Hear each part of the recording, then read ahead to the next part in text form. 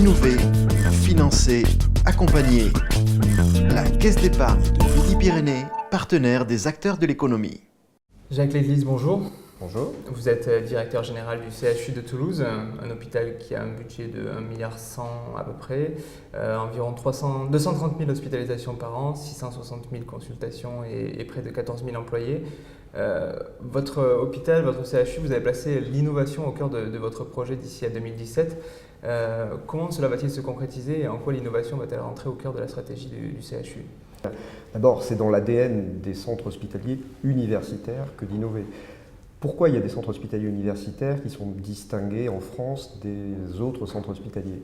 C'est parce que leur mission, c'est de former, mais c'est aussi de faire de la recherche et d'inventer la médecine de demain.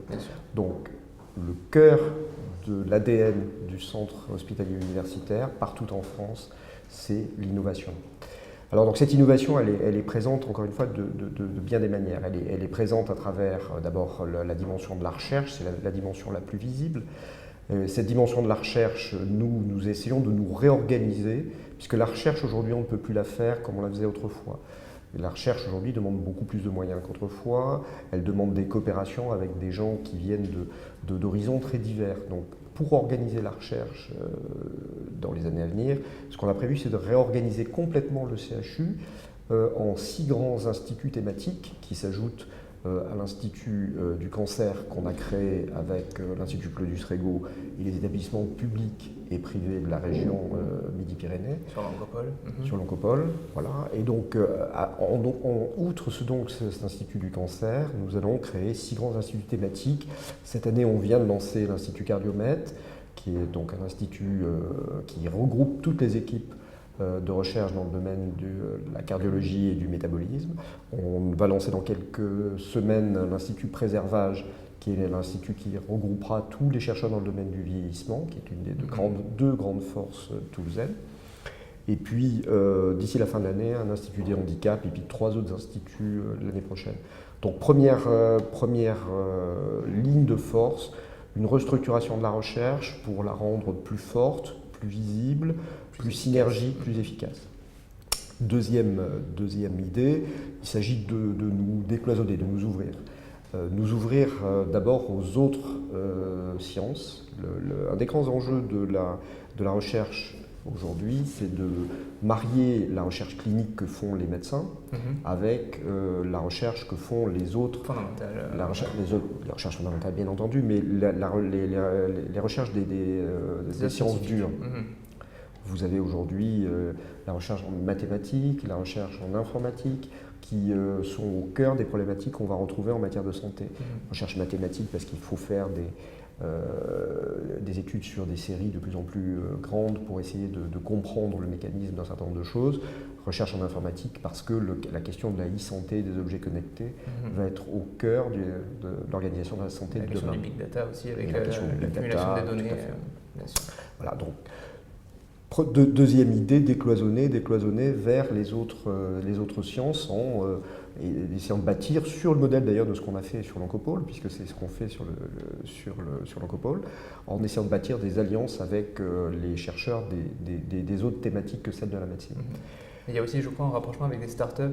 Alors, troisième décloisonnement, c'est le décloisonnement vers les industriels et vers des startups, pour arriver à bâtir de la création de valeur et essayer de faire en sorte que la recherche ne soit pas simplement enfermée dans un laboratoire, mais que la recherche devienne demain des produits de santé qui vont être au service des patients, mais qui seront portés aussi par des industries qui apporteront de la valeur et qui feront de l'emploi en région Midi-Pyrénées. Voilà. Alors pour être plus visible, le CHU de Toulouse fait aussi partie du comité Toulouse Excellence Santé qui vient de se créer.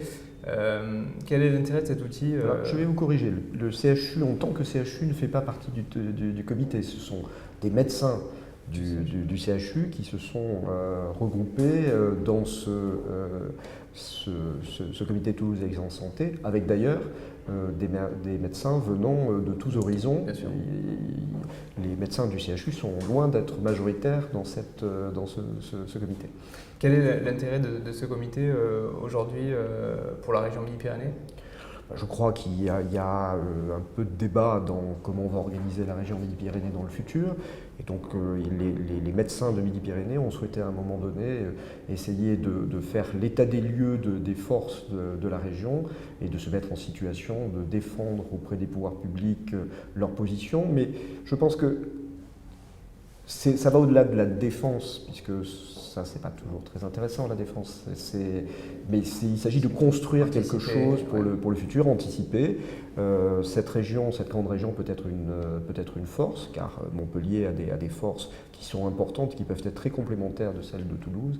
Donc je pense qu'ensemble, on peut demain bâtir une région capitale de la santé en Europe. Et je pense que c'est l'ambition de tous les gens qui font partie de ce comité Toulouse Excellence Santé.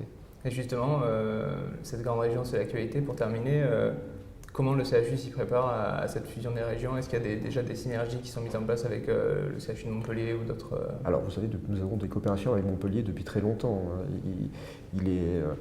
Vous êtes journaliste, vous aimez bien mettre en avant ce qui va titiller et exciter un peu l'imagination des uns et des autres. Donc les sujets de compétition vous attirent l'œil, mais si vous aviez regardé les journaux avec attention ces temps derniers, vous auriez vu aussi qu'on a publié une collaboration extrêmement importante en matière de cardiopédiatrie entre Montpellier et Toulouse, et qui n'est pas une question du futur, c'est dans l'immédiat.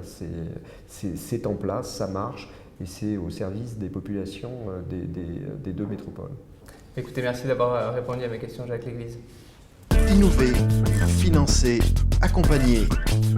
La Caisse d'épargne de Midi-Pyrénées, partenaire des acteurs de l'économie.